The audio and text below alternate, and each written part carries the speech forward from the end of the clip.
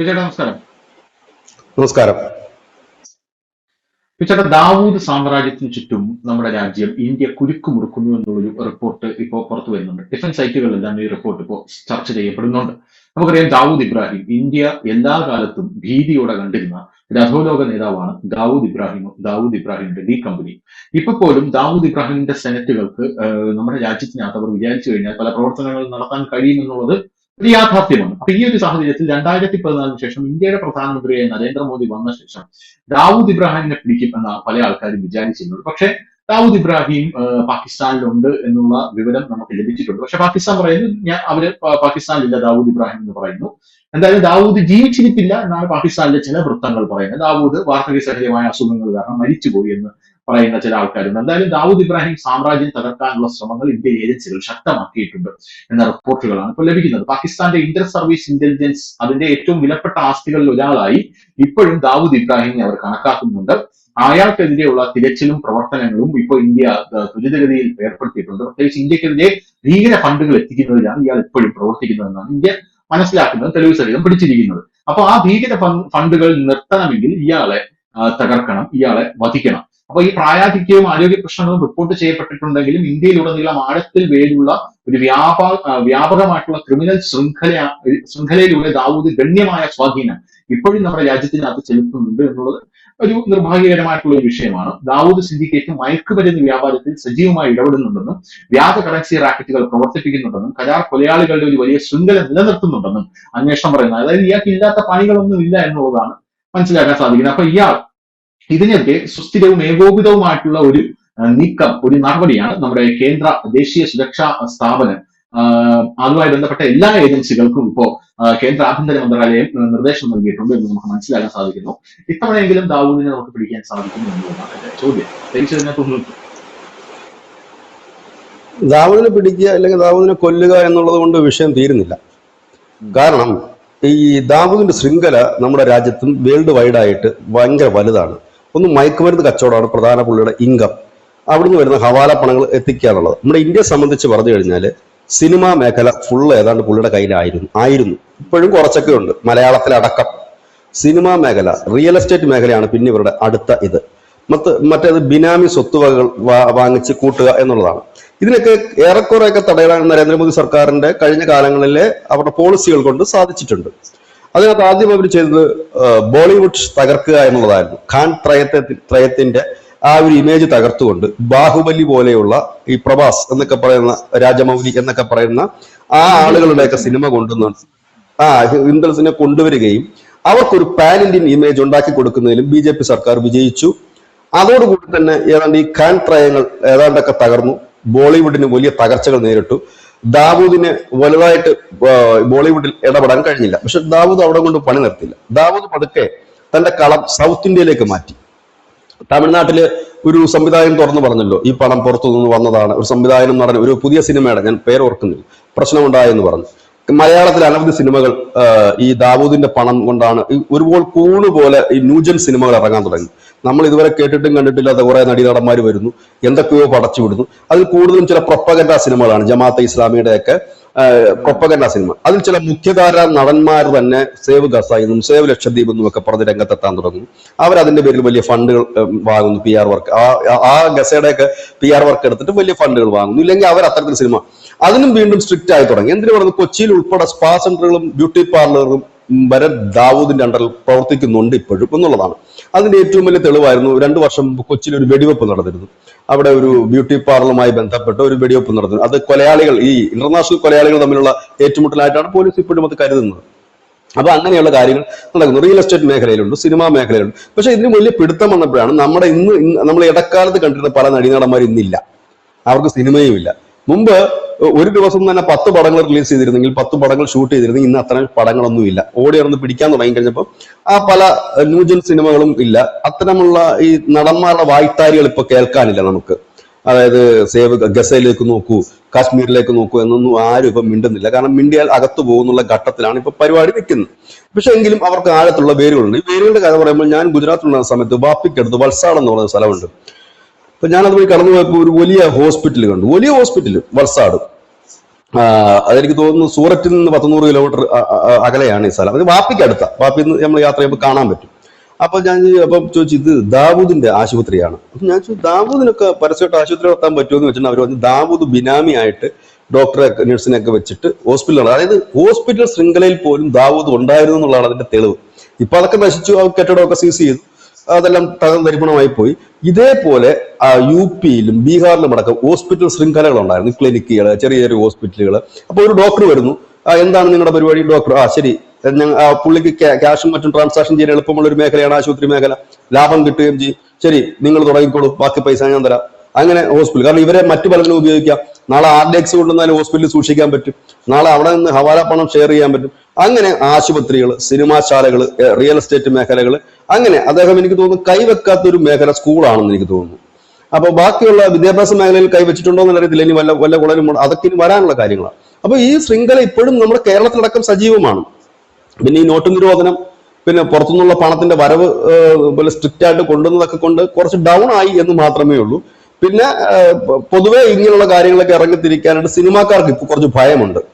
കാരണം ചെന്ന് ചാടിക്കഴിഞ്ഞാൽ അകത്ത് പോകും, പോയി കഴിഞ്ഞാൽ ഊരാൻ പാടാണ് എന്ന്. കാരണം ഈ നിയമങ്ങൾ വളരെ സ്ട്രിക്റ്റ് ആണ്. ദാവൂദിന് ആ പ്രശ്നമില്ല. ഇന്നലെ 2 ദിവസം മുമ്പ് നമ്മൾ കേട്ട വാർത്ത, ലളിത് മോഡിയെ വിരട്ടിക്കൊണ്ട് IPL സ്വന്തമാക്കാൻ ദാവൂദ് ശ്രമിച്ചിരുന്നു എന്നുള്ള വാർത്തയാണ്. IPL ഹെഡ് ഇദ്ദേഹമായിരുന്നല്ലോ. അദ്ദേഹത്തിന്റെ ഫോൺ കോൾ വന്നു, ഇനി നീ കളി കളിച്ചാൽ നിന്നെ ഞാൻ തീർത്ത് കളയുന്നു. അതോടുകൂടിയാണ് പുള്ളി പണി നിർത്തി കളഞ്ഞത്. അപ്പോ ഇതുവരെ അദ്ദേഹത്തിന്റെ കൂടെയുള്ള ഈ വരദരാജ മുസ്ലിയാർ തുടങ്ങിയുള്ള ഭീകര ഇതുണ്ടായിരുന്നു. അവര് അത് മറ്റേ ഇന്ദ്രജാലം എന്ന് പറയും, പണ്ട് മോഹൻലാലിന്റെ ഒരു പടം ഇറങ്ങി, അത് കണ്ണൻ നായർ എന്നായിരുന്നു മോഹൻലാലിന്റെ കഥാപാത്രത്തിന്റെ പേര്. ഈ വരദരാജ മുസ്ലിയാരെ കുറിച്ചൊക്കെ ഒരുപാട് സിനിമകൾ വന്നിട്ടുണ്ട്. സൗത്ത് ഇന്ത്യ ആണത്. അദ്ദേഹത്തെ കുറിച്ച് ലേറ്റസ്റ്റ് വന്ന സിനിമയാണ് ഈ വിജയ് അഭിനയിച്ചിട്ട് ഒരു നടനുണ്ടല്ലോ, ത്യാഗരാജനല്ല, വേറെ സത്യരാജ് എന്ന് പറയുന്ന, സത്യരാജ് അച്ഛനായി വിജയ് മകനായിക്കൊണ്ട് ഒരു സിനിമയുണ്ട്. അത് ഈ കഥയാ. പക്ഷേ ചേട്ടാ, ഞാൻ ആലോചിക്കുന്നതല്ല, ഈ ദാവൂദ് IPL സ്വന്തമാക്കാൻ ശ്രമിച്ചു, ഹോസ്പിറ്റൽസ്, അത്രയും വലിയൊരു സാമ്രാജ്യം അയാൾ ഉണ്ടാക്കിയെടുക്കണമെങ്കിൽ ഒറ്റ മനുഷ്യനാണ്.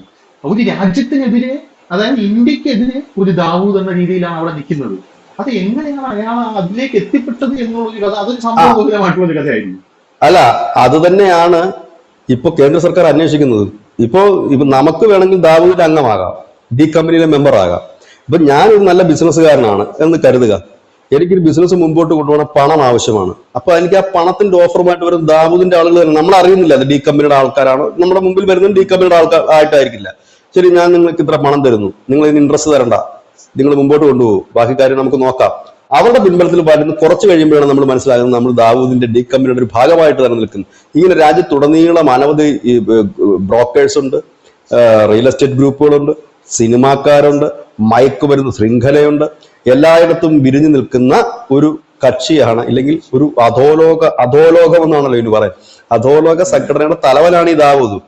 മുമ്പത്തെ പൊളിറ്റീഷ്യനെ തീരുമാനിക്കുന്നത് ഇദ്ദേഹമായിരുന്നു. മുൻപ് കാലത്ത് ഹിന്ദി സിനിമ ഇറങ്ങണമെങ്കിൽ ദാവൂദിനടുത്ത് കഥ പറയണം. അപ്പൊ ദാവൂദാണ് പറയുന്നത് ഏത് നടൻ അഭിനയിക്കണം, ഏത് നടി അഭിനയിക്കണം.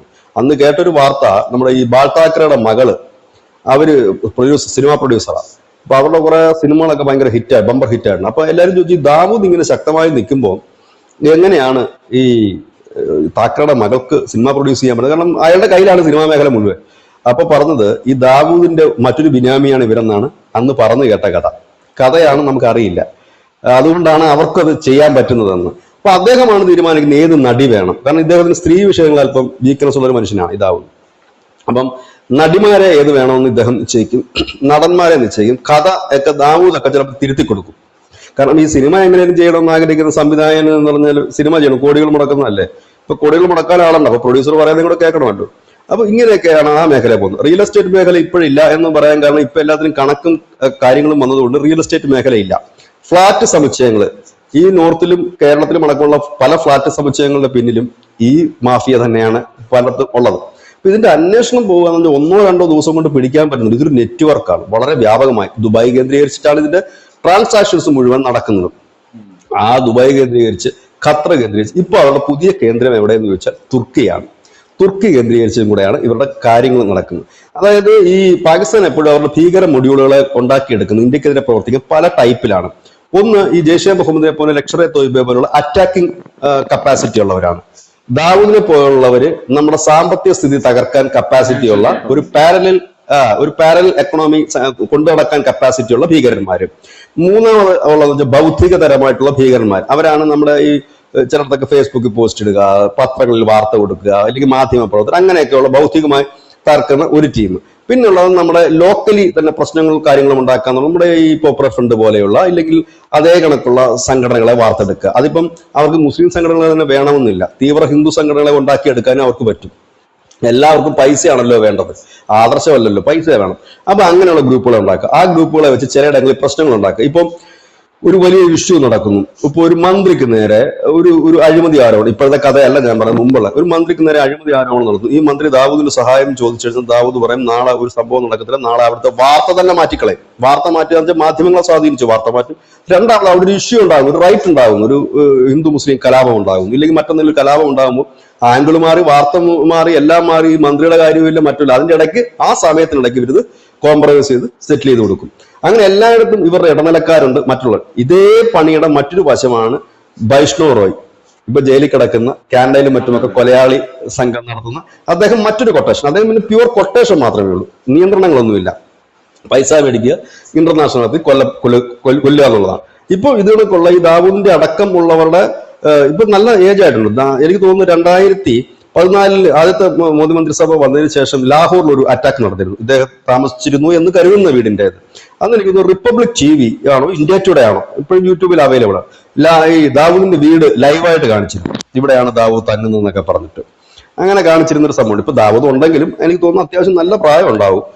പിന്നെ ഇടയ്ക്ക് കാലത്ത് കേട്ടു അദ്ദേഹത്തിന് ഈ കിഡ്നിക്ക് എന്തോ പ്രശ്നമാണ്, ഡയാലിസിസ് ഒക്കെ നടത്തിക്കൊണ്ടിരിക്കുന്നത്, ഏത് നിമിഷം മരിക്കാം എന്നൊക്കെ ഉള്ളത്. പക്ഷെ ദാവൂദ് മരിച്ചിട്ടില്ല എന്നുള്ളതാണ്. ഈ അടുത്തും അദ്ദേഹം ഒരു കല്യാണം കഴിച്ചിരുന്നു. ഒരു 2-2.5 വർഷം മുമ്പ് ഒരു മോഡലിനെ, അവിടുത്തെ ഒരു ഫേമസ് സിനിമ നടി അദ്ദേഹം കെട്ടിയിരുന്നു. അങ്ങനെയൊക്കെയുണ്ട്. അദ്ദേഹത്തിന്റെ പെങ്ങൾ ഇന്ത്യയിലുണ്ട്, അദ്ദേഹത്തിന്റെ റിലേറ്റീവ്സ് ഉണ്ട്. അപ്പൊ പെങ്ങൾക്ക് കിട്ടുന്ന ഇൻഫർമേഷൻസ് പെങ്ങള് ഇവർക്ക് കൊടുക്കാറുണ്ട്, പോലീസിനും മറ്റുമൊക്കെ കൈമാറാറുണ്ട്. ഇടയ്ക്കിടയ്ക്ക് പെങ്ങളെ പോയിട്ട് പോലീസുകാർ ചോദ്യം ചെയ്യാറൊക്കെ ഉണ്ട്. പെങ്ങളത് എല്ലാം പറയണമെന്നില്ലല്ലോ. പിന്നെ ഒരുപാട് സ്വത്തുവകകൾ ഇപ്പോഴും കിടപ്പുണ്ട്, മരവിപ്പിക്കപ്പെട്ട.